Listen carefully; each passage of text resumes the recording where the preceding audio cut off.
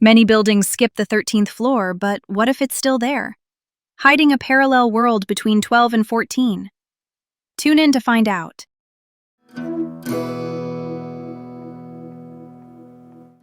Hi, I'm Allie. And I'm Brianne. Okay, so check this out. I'm running on coffee and zero chill today because I could not stop thinking about tonight's story.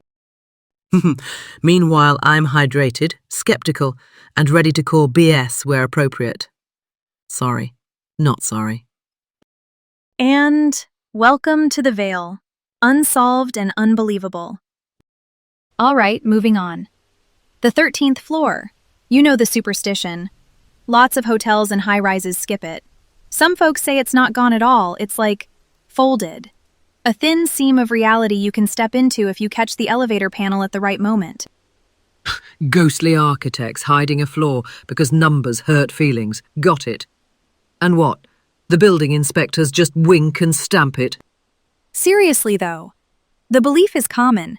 They just relabel it 14, but some believe 13 still exists. Not metaphorically, literally. So anyway, back to the story. Here's what went down. I checked into this high-rise after midnight.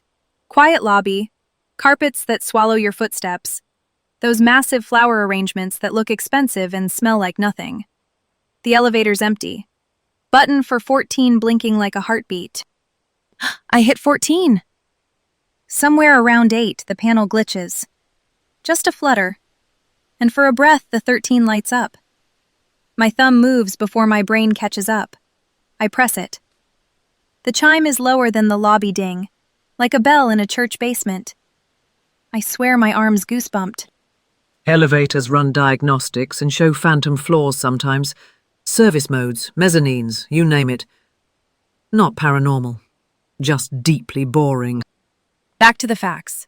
Doors open. Hallways dimmer like the bulbs are tired. Electric sconces, but they have that candle flame wobble. The fire escape map on the wall is reversed, letters curling in on themselves like I'm reading through a mirror. The ice machine down the corridor makes this wet, slow growl.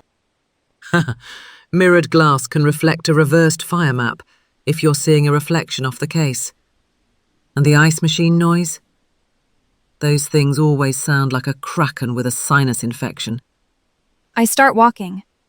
There's a TV somewhere with a newscast in a language I should have recognized, but the words just slide off my brain. Familiar, but not. My keycard should not work on this floor, and yet, click. It opens to a room that's almost mine. Same bed tuck, same desk, but the alarm clock is counting backward. The display refuses to land on a time. My phone has full bars and no carrier name. And I've got messages from people I know with details that are just wrong. Like when someone lies and forgets what you remember. Sleep deprivation plus blue light equals temporal weirdness. Also, some hotel clocks do weird demo modes after a power surge. And texts with off details. That's your memory stitching. Brains are excellent liars. TV weather's on. It's warning about a storm that already hit last week, but it's phrased as if it hasn't happened yet. The crawl lists a town I wasn't planning to visit until tomorrow. My stomach does that elevator drop. On the desk, there's a matchbook stamped with a crisp Serif 13. I don't touch it. There's this superstition. On hidden floors, take nothing and leave less. No hair, no receipts, no footprints if you can help it. So I stand still and breathe. The air conditioner kicks on, and the room sighs like something asleep. Or the AC is doing what ACs do. And a 13 logo on a novelty matchbook. Hotels love cheeky branding. You could buy that in the lobby gift shop, next to the mints you never eat. I look at the window. My reflection doesn't quite move with me. It's a beat behind, then catches up when I look away. That is the moment my body says no. Then the elevator chimes again. Not the low bell, the cheap lobby ding. Like a rope thrown down a well. Double-pane glass give you two reflections at slightly different angles. A ghost and a shadow ghost. If the inner pane is vibrating a hair from the AC, you'll get parallax shimmer. It's optics, not omens. I crack the door. A housekeeping cart glides past. The woman is moving backward, calmly, her eyes on me the whole time. Her lips are forming words, but the hum of the lights flattens everything. I back into the room, hit the phone. The dial tone is one unwavering note that presses my skull in.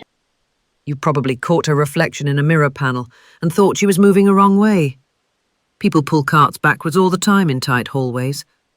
And that drone, infrasound from HVAC, can make you feel dread. Literal skin-crawl frequencies. I bolt. Elevator opens on a mirrored car. My reflection is still that heartbeat off. I jab 14. In the mirror, my echo does not press it. The car drops, rises, hangs. Ding! Lobby chime. Doors open to warm yellow light.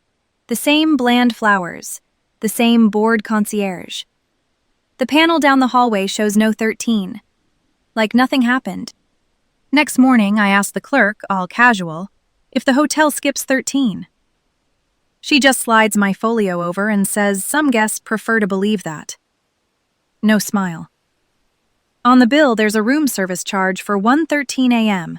for a matchbook and a glass of water. I never ordered it. So I tear off the corner of the bill, fold it 3 times, and drop it in the lobby planter on my way out. Pay your way back to even. That's the superstition. And I felt the click, like, back in my world.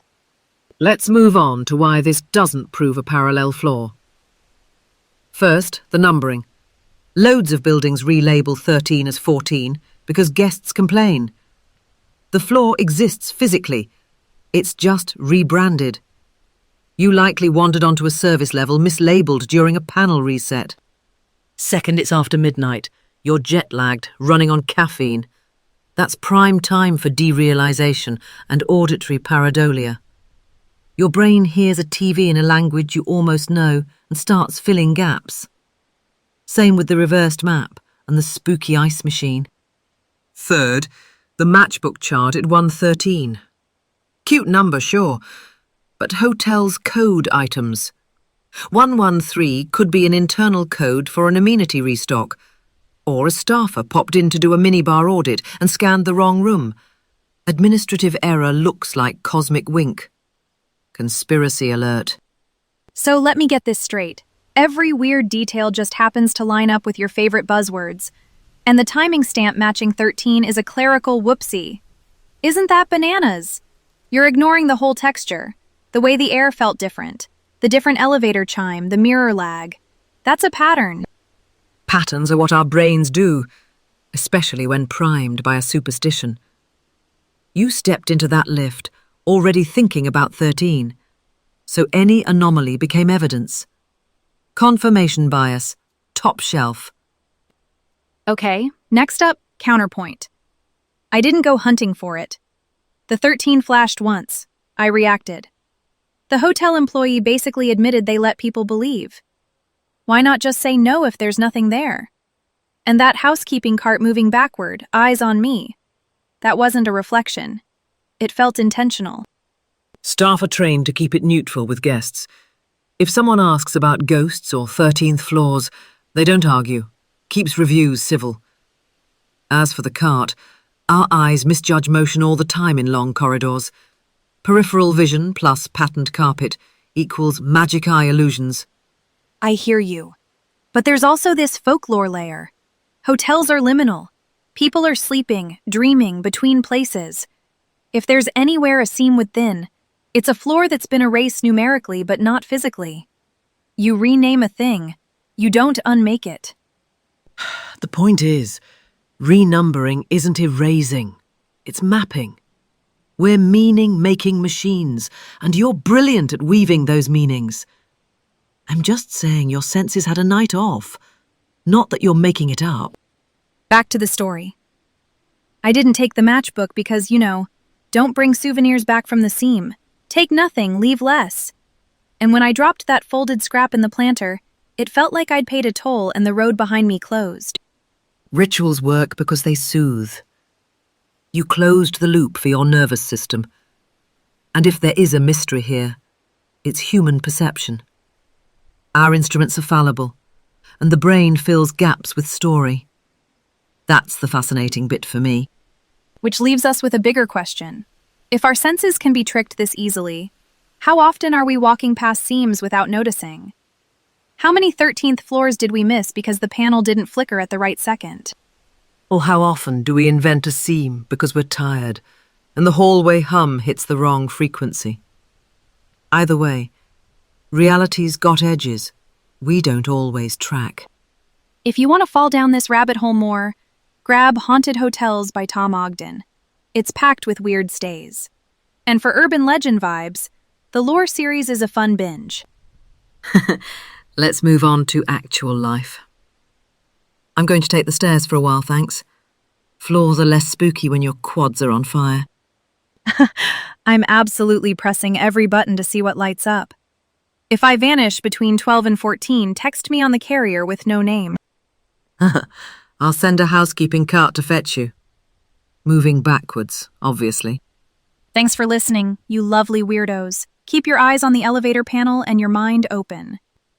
Question everything. Tip your housekeepers. And if a floor looks funny, maybe just take the lobby bar instead. We'll see you next time on The Veil, Unsolved and Unbelievable. Good night.